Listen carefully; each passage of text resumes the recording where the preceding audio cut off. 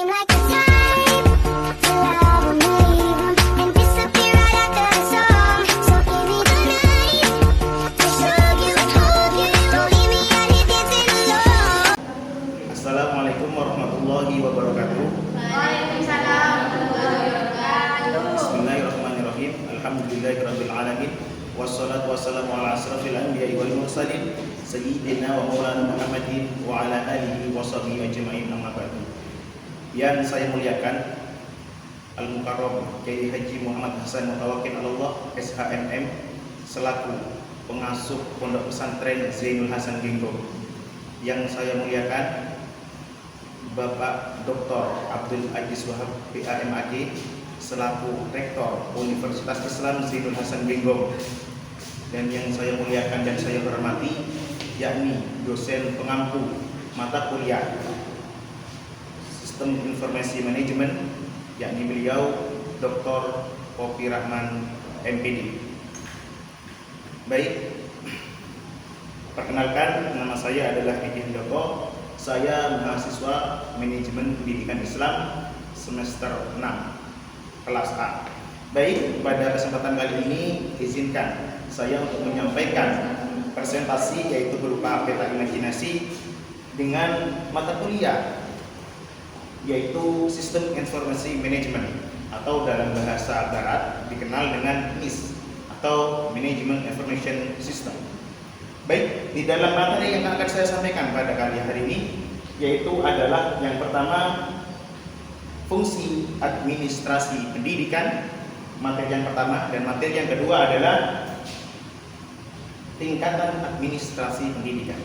Baik, menginjak materi yang pertama, agar menyingkat waktu akan saya jelaskan, yaitu yang pertama adalah fungsi administrasi pendidikan. Di dalam bukunya Papers on the Science of Administration, Latar Galik menyebutkan bahwasanya di dalam administrasi pendidikan di sini itu dapat disingkat menjadi POSPRO. Nah, POSPRO ini apa saja? Di sini dijelaskan bahwasanya yang pertama adalah planning, yang kedua organizing, yang ketiga evaluating, yang keempat controlling, yang kelima directing, yang keenam coordinating, yang ketujuh reporting, dan yang kedelapan adalah budgeting. Baik, mengikuti yang pertama adalah planning. Nah, planning di sini adalah artinya perencanaan. Perencanaan adalah awal daripada administrasi pendidikan. Di sini di dalam perencanaan banyak dijelaskan bahwasanya di situ ada beberapa faktor. Yang pertama adalah penetapan tujuan. Pasti di setiap organisasi atau lembaga itu hal yang pertama adalah perencanaan, adalah penetapan tujuan. Bagaimana dari awal itu sudah kita rencanakan untuk penetapan tujuan yang akan datang atau yang ke depannya. Yang kedua ini adalah perumusan kebijakan.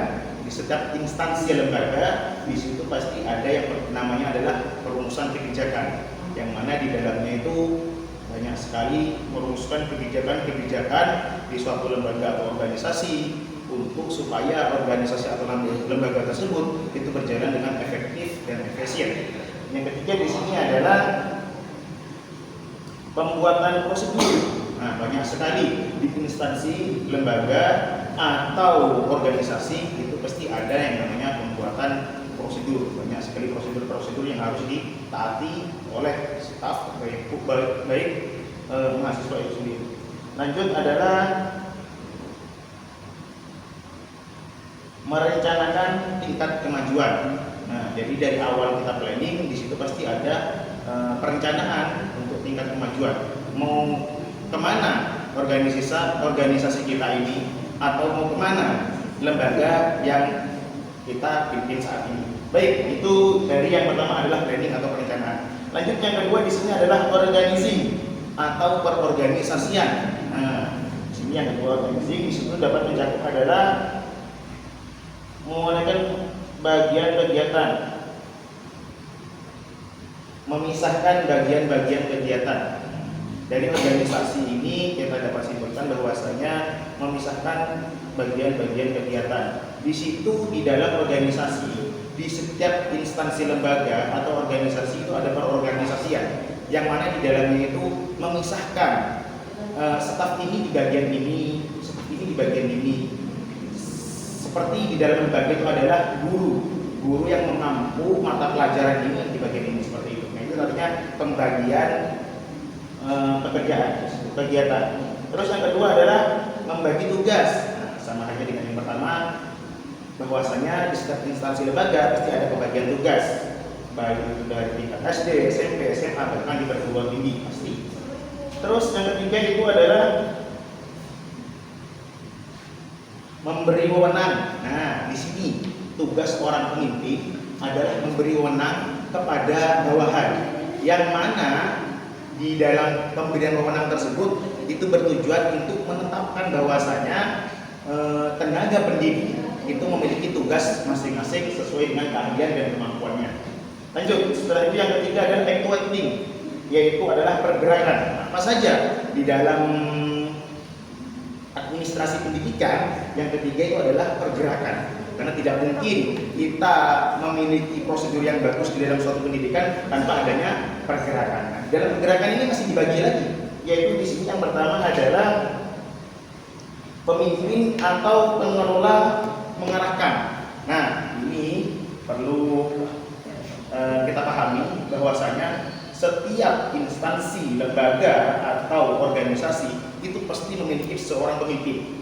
Yang mana tugas pemimpin itu adalah mengarahkan, ya, mengarahkan untuk staf-staf atau tenaga pendidik bagaimana supaya organisasi atau lembaga tersebut berjalan dengan baik.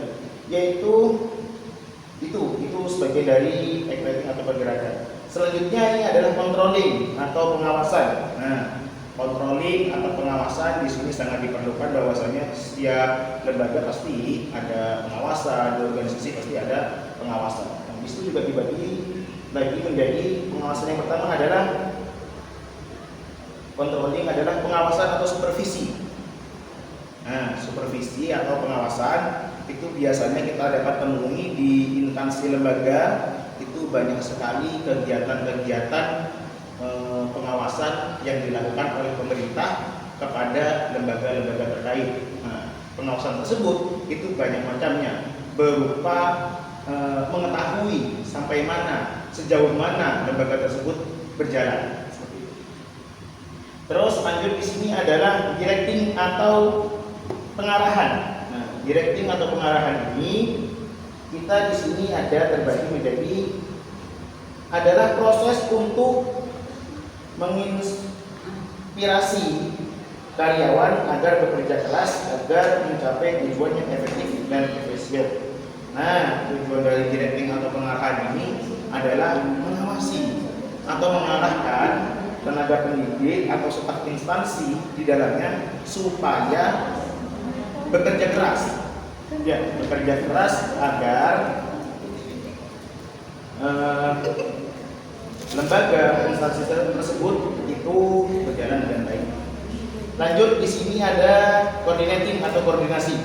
Nah, di dalam suatu lembaga pasti kita melaksanakan koordinasi, yang mana koordinasi ini dibutuhkan bagi setiap staf, baik itu tenaga pendidik maupun peserta didik. Nah, di sini butuh koordinasi atau kolaborasi, yang mana di dalamnya terdapat adalah percakapan, kolaborasi, kita sharing-sharing tentang bagaimana kemajuan instansi lembaga atau bagaimana kemajuan tentang organisasi. Baik, selanjutnya adalah reporting atau pelaporan. Nah, ini juga sangat penting. Di dalam suatu lembaga atau organisasi, pelaporan itu sangat dibutuhkan. Kenapa? Karena di dalam itu banyak mencakup tentang administrasi pendidikan, pasti ada laporan. Apa saja di dalamnya? Seperti kegiatan-kegiatan di dalam lembaga, seperti kegiatan-kegiatan di dalam organisasi, itu semua harus ada laporan, ada bukti laporan. Bahkan di perguruan tinggi sekelas universitas itu laporan itu sangat diutamakan. Karena apa? Dengan laporan tersebut kita dapat mengetahui apa saja pekerjaan yang sudah kita laksanakan dan apa saja pekerjaan yang belum kita laksanakan. Nah, itu dalam laporan. Selanjutnya adalah budgeting, anggaran atau dana. Nah, di dalam budgeting ini adalah komponen terpenting daripada administrasi pendidikan. Karena apa? Karena dalam budgeting ini kita mengetahui tidak mungkin instansi lembaga sebesar itu, organisasi sebesar itu tanpa dibantu dengan budgeting atau anggaran tersebut. Semua tidak akan terlaksana, teman-teman. Ya, baik teman-teman yang berbahagia pada kesempatan kali ini. Nah, budgeting ini itu sangat penting di dalam suatu organisasi atau lembaga. Karena tidak mungkin lembaga besar tanpa ada budget yang besar juga. Gitu. Jadi jangan heran ketika kita berada di instansi lembaga yang besar, maka pembiayaan, budgeting, anggaran, dana juga besar. Ketika kita ada di lembaga yang mungkin budgetingnya atau anggarannya kecil, dan juga tidak heran kalau memang di dalam lembaga tersebut mungkin lembaga itu masih belum terlalu mumpuni. Baik, itu yang pertama adalah fungsi administrasi pendidikan.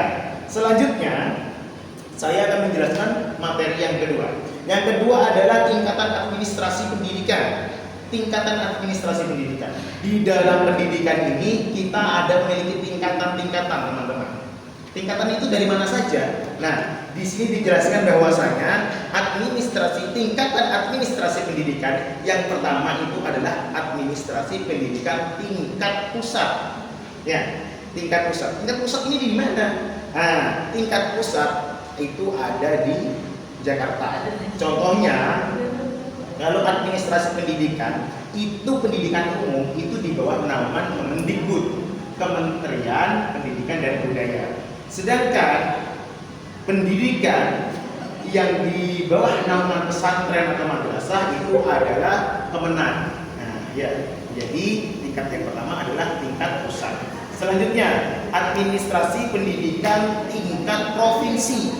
Nah, tingkat provinsi. Sedangkan kita berada di Kota Probolinggo. Tingkatan provinsi di sini adalah di mana provinsi Kota Probolinggo? Di Surabaya. Provinsi Jawa Timur adalah Surabaya. Jadi pusat pendidikan tingkatan yang provinsi adalah di Surabaya untuk wilayah provinsi Jawa Timur. Di provinsi itu mengelola apa saja? Nah, di situ tingkatan pendidikan itu mengelola pendidikan menengah, contohnya seperti SMA, seperti SMK, seperti MA. Ya. Jadi pendidikan umum dan pendidikan keagamaan itu mencakup semua dalam provinsi, tapi tingkat atas. Ya, itu dalam tingkatan yang provinsi. Itu cara pengelolaannya adalah itu tadi pendidikan SMA, SMK, dan MA. Nah, itu tingkat pendidikan yang tingkat provinsi. Selanjutnya, tingkat pendidikan yang ketiga adalah tingkat administrasi pendidikan tingkat kota. Contohnya kita yaitu adalah tingkat Kabupaten Probolinggo. Nah, di sini tingkat pendidikan kota itu mencakup apa saja? Yaitu menjalankan amanah atau menggerakkan amanah yang dari pemerintah provinsi untuk kita jalankan ke kota masing-masing. Contohnya, mengelola pendidikan dasar seperti SD dan MI, menyediakan sarana pendidikan di daerah, sarana dan prasarana, melakukan pengawasan.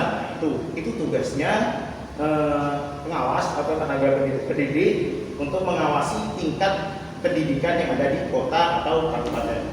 Yang selanjutnya adalah administrasi tingkat sekolah. Nah, siapa saja pelaku administrasi tingkat sekolah? Di sini mulai dari yang atas adalah kepala sekolah, mulai dari guru dan staf-staf yang lain. Di situ tugasnya seperti apa? Di sini menyusun rencana kegiatan seperti di setiap lembaga pasti ada mengadakan study tour atau mungkin kelulusan atau kegiatan-kegiatan yang lain. Itu di bawah naungan kepala sekolah atau sekolah itu tersendiri. Selanjutnya, mengelola SDM atau guru dan staf. Nah, ini penting. Ini tugas kepala sekolah untuk mengelola SDM, bagaimana sekolah tersebut atau lembaga tersebut berjalan dengan baik. Selanjutnya, administrasi pendidikan tingkat kelas. Ternyata di paling bawah adalah administrasi pendidikan tingkat kelas. Di sini juga sangat penting, teman-teman. Karena di dalam tingkat kelas ini kita juga ada administrasinya, yaitu apa? Merencanakan dan mengelola prosedur belajar mengajar yang baik. Di situ. Jadi tingkat kelas pun memiliki tingkatan administrasi. Terus membuat jadwal pelajaran. Nah, itu secara pendek berarti membuat jadwal pelajaran di tingkat kelas. Selanjutnya apa? Menyediakan media dan sumber belajar yang efektif. Ya, terus yang terakhir, menciptakan lingkungan belajar yang kondusif bagi siswa. Baik, demikian penjelasan daripada tingkatan administrasi pendidikan. Baik, terima kasih. Mungkin demikian penjelasan kata koordinasi yang dapat saya sampaikan. Kurang lebihnya saya mohon maaf yang sebesar-besarnya. Akhirul kalam, wallahul muwaffiq ila aqwamit thoriq. Wassalamualaikum warahmatullahi wabarakatuh.